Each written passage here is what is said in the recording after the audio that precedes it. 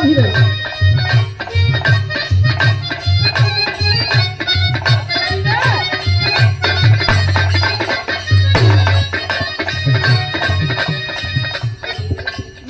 विष्णु जी भैया देखिए इशारा समझत है।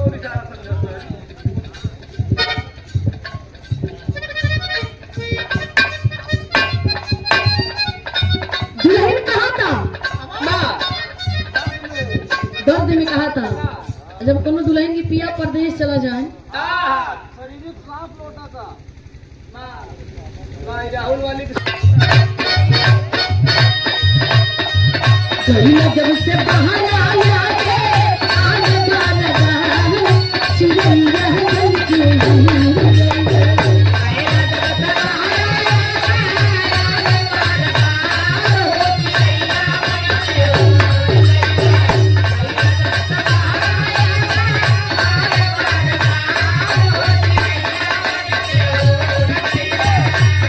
जब से बाहर आया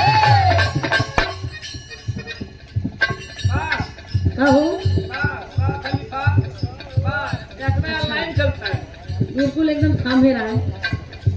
गईला जब से बाहर आया दे आगे बार बार चिड़ैया बन के उड़ गई सैया जी हमारा चिड़ैया बन के उड़ गई राजा जी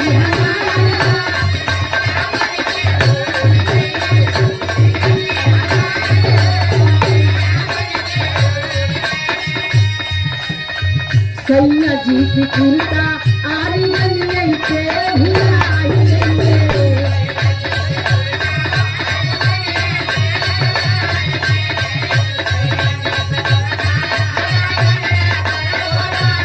राजा जी के कसमा आल मरिये के भुलाई उनकी स्वागत है।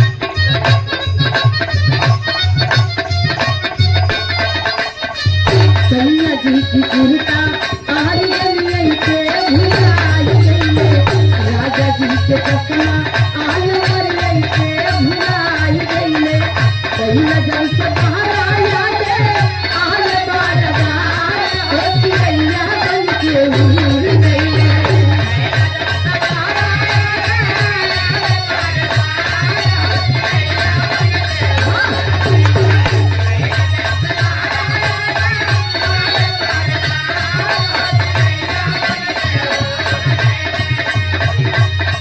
सैया जी हमार हो चिड़ैया